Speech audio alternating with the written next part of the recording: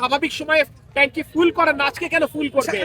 ওদেরকে আপনার 5-7 হাজার টাকা তেল দিচ্ছে, কোনো সমস্যা নাই, তাহলে আমাদেরকে ফুল দিতে সমস্যা কি? যতক্ষণ আছে ততক্ষণ আমরা নেই। তেলের দাম বাড়ার কারণে ওনারা আগে আগে তেল নিবে, হুজুগের বাঙালি বললে ভালো কথা। আবার ঈদের মধ্যে ছুটিতে বাসায় যাব, তো তেল না থাকলে বাসায় যাবো কিংবা গাড়ি নিয়ে। আমার কথা হচ্ছে আপনি যখন স্বাভাবিক সময়ে ট্যাঙ্কি ফুল করেন না, আজকে কেন ফুল করবে? আমার কথা হচ্ছে আপনি অন্য সময় যা করেন প্রয়োজন হলে তার তুলনায় 20-25% কম নিবেন, দেশের মানুষের কথা চিন্তা করে। ঠিক আছে, যা সাধারণত নিয়ত করে এসেছেন 25% কম নেন, দেশ উপকার পাবে। Thank you. দীর্ঘমেয়াদে আমাদের সংকট হতে পারে, আমরা এখন থেকে একটু সচেতন।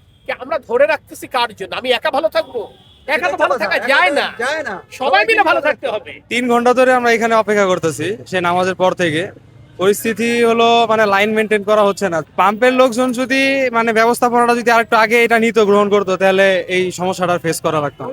এটা আমরা যারা সাধারণ মানুষ সবসময় চলাফেরা করি, আমাদের তো নিত্য প্রয়োজনীয়, যতটুকু আমাদের দরকার আমরা ততটুকু নিয়ে চলি। এখন কিছু মানুষ আছে যে তেলের দাম বাড়ার কারণে ওনারা আগে আগে তেল নিবে, হুজুগের বাঙালি বললে ভালো কথা। আমি দাঁড়ায় আছি প্রায় 2.5 ঘন্টা। এ পর্যন্ত তো বিভিন্নভাবে সিরিয়াল ব্রেক থেকে শুরু করে বিভিন্ন ধরনের সমস্যা ছিল।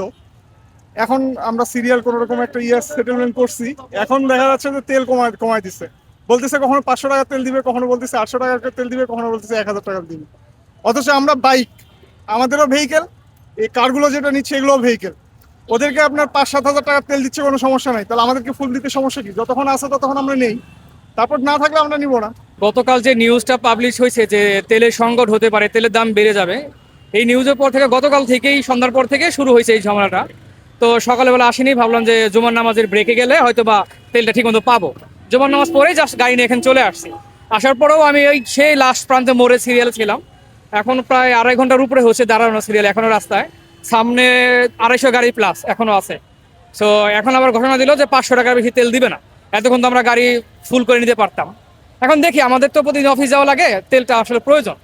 কারণ আবার ঈদের মধ্যে ছুটিতে বাসায় যাব, তো তেল না থাকলে বাসায় যাবো কিংবা গাড়ি নিয়ে।